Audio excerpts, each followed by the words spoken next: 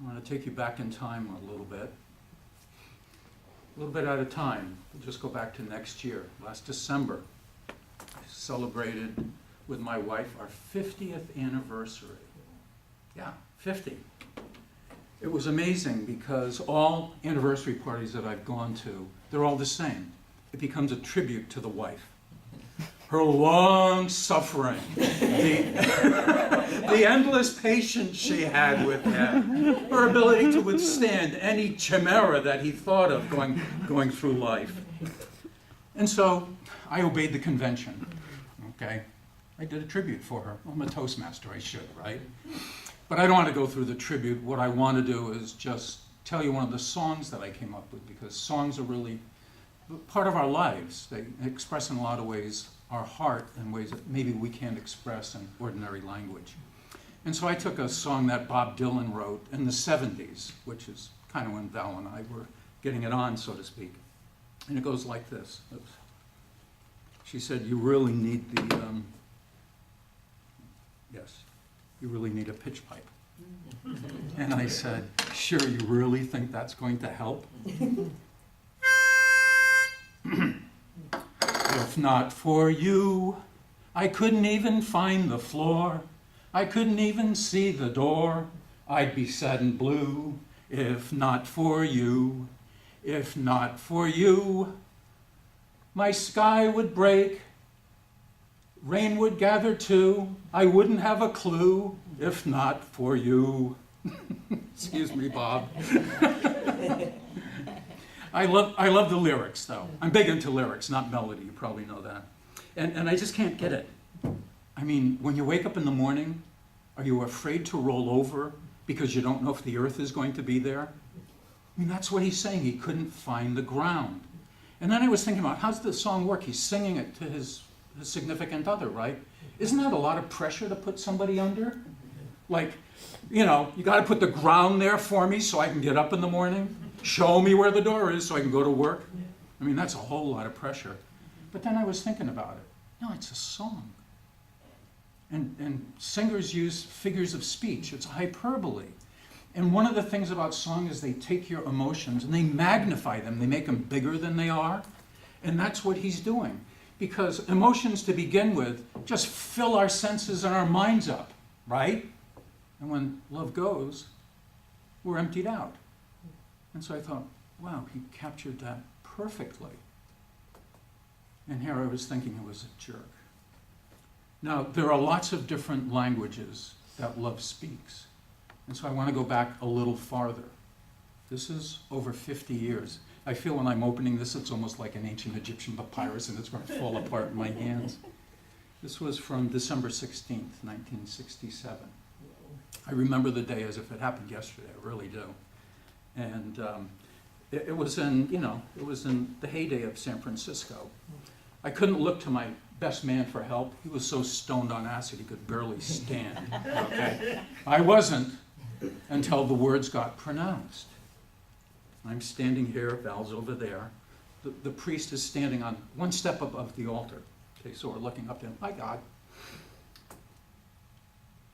Vincent, wilt thou have this woman as thy wedded wife, to live together after God's ordinance? Wow, what's that?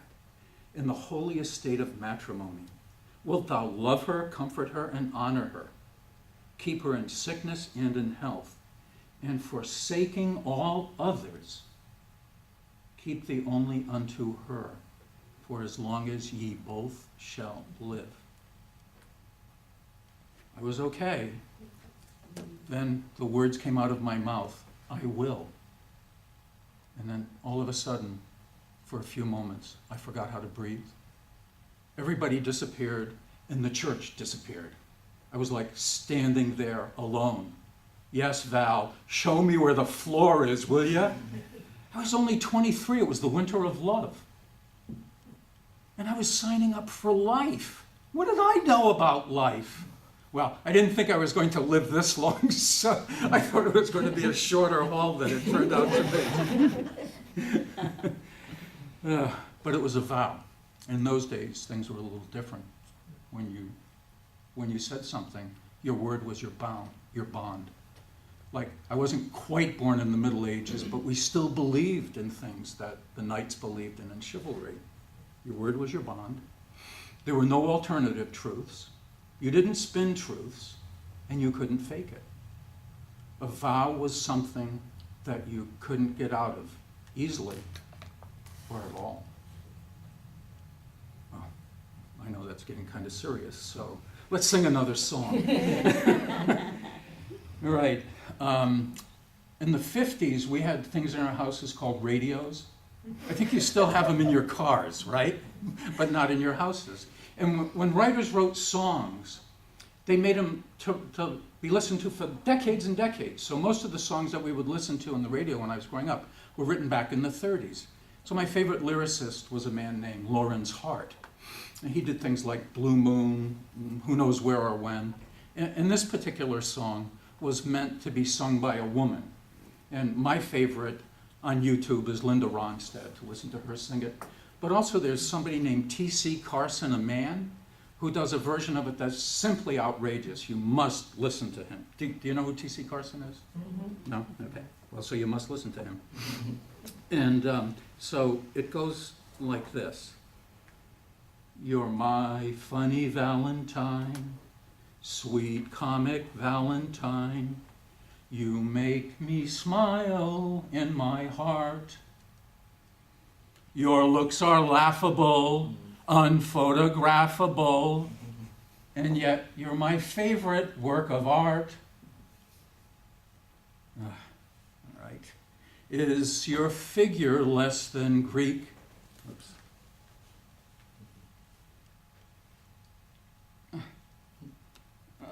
Can't open it. It's shiny. Is your mouth a little weak when you open it to speak? Are you smart? Don't change a hair for me, not if you care for me. Stay, little Valentine, stay.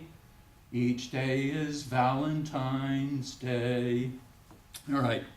So now that's an incredible song when you think about it. You'd want to be both people. Okay? Now, the funny Valentine, if you went on with lyrics, you'd find out that he was truthful and sincere. So the fact that he was funny looking, had a weak mouth, really didn't matter much.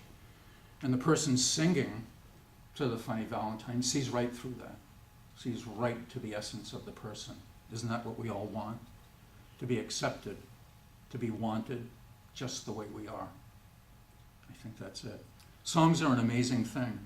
When you have your favorite songs, you can go back to that song and it puts you right back into it each and every time. Okay, so let's go from the sublime to the ridiculous. I'm turning on Butterfield to come here 2 weeks ago. And I'm behind this other car. We're stopped because the light rail is supposed to be coming through. It's not, but the guide poles are down and the lights are blinking. And I have time to look at the license plate in front of me, and it's got this great frame. On top of it, it says, "All men are idiots." On the bottom, is this yours, Margaret? It says, "And my husband is the king." Okay. Not my ex-husband, but my husband is the king, all right? And I thought, wow, what kind of a guy lets his wife drive around and advertise that about him? Okay? Anyway, pretty cool, huh? It reminded me of another king, a man named King Solomon. 3,000 years in the past. And his songs were so good that he actually made the Bible. And so now, fortunately for you, the melodies haven't come down from the past, just some of the lyrics have. And he's famous for a Song of Songs, and it's actually in the Old Testament. And he's talking about his love. Now, he should know something about love, because he wasn't noticed just for wisdom and for having built a temple. He had 150 wives. Yeah, think about, and forsake all others. Yeah, he didn't have to do that. He was king. So, but he knew about love, and he wrote about it. And in one case, in Song of Songs, he talks about his love. And he says, "You have ravished me with a single look of your eyes. How strong are you? You're as strong as the sweetness of wine. My thirst is for you, no longer for the wine." This could have been written by me, I know. How strong is our love? Our love is so strong that we make the day breathe. Our love is so strong that it causes all the shadows to flee. Please wear my love as a seal upon your heart, and I will wear yours as a seal upon mine. Love is as strong as death. Love is stronger than death. Hyperbole? Exaggeration? No, I don't think so. This language of love has to do with giving a vow. Right in the middle of the song is his vow of love. And in a vow, there's no room for a lie. You can only speak the truth in a vow. So when you look over time, it's not just songwriters, it's the memories we have. Collect them.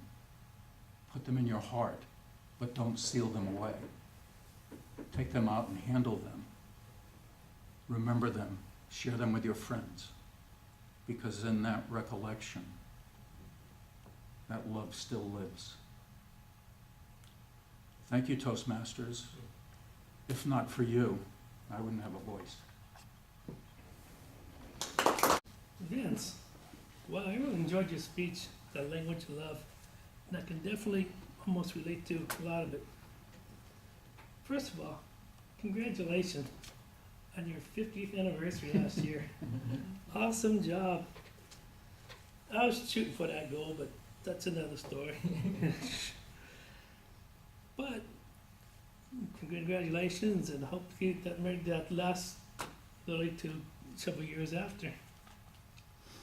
The language of love, of course, is recorded in a lot of songs and poems and stuff. You find it anywhere. You find various biblical verses and lots of songs. And if not for you, Bob Dylan, I can't even find the floor, I can't find the door. But between me personally, I can no longer find the door.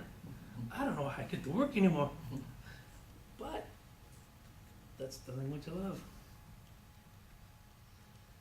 And you wrote the letter in 1967. It's basically your marriage vows. That's awesome. I am so glad there's still people left today that still stick to marriage vows. I know I did until the end, and I'm thankful for that. Quick radio songs such as you got Lyran's Heart and others. Some of these songs I'm not quite familiar with. You're My Valentine, yeah. I don't know that song specifically, but as you're going through the lyrics, I can see how I can relate to that. And going on saying, that license plate, all men are idiots. And my husband is king. First thing that flashes in my mind is, of course, the TV show, The Game of Thrones. And that's, well, I don't know about other men, but I know I'm an idiot. Oh gosh. But oddly enough, I don't understand it. I don't get it. But my wife will still say I'm the king. That's, I find really fascinating. She loves her idiot. How strong is her love? Love is stronger than death. Unfortunately, I know that personally. And it's true. In fact, we made arrangements. I don't care what happens in my current future or whatever. When I go, I'm going to be buried with my wife. My current wife. That had my 3 kids. Because that love, even though she's gone, is so strong, it will stay with me until I'm gone, or even beyond. I don't care what happens in the future, or maybe I'll fall in love, but the original love is stronger than death. In the way we planted our potential site for our ashes and stuff, details. And that's true. So now that I'm out of time, that's a great speech. Thank you.